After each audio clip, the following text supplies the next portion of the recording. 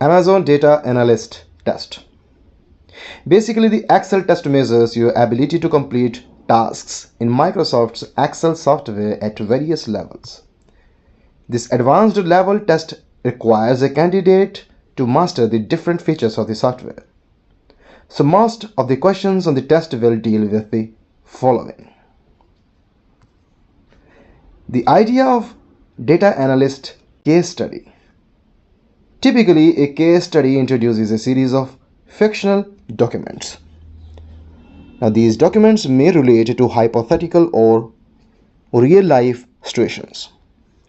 Now, what you have to do is, so basically you are asked to analyze the case at hand, make business decisions, and give a brief verbal or written report of your recommendations. You may also be given additional information to assess and respond to throughout the allocated time. You may be asked to complete the case study as an individual exercise or as part of a group, which allows assessors to evaluate your ability to work as part of a team. Amazon Data Analyst hiring process.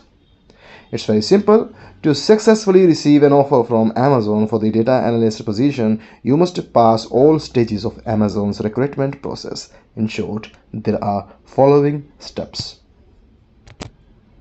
This was all. Thanks for watching.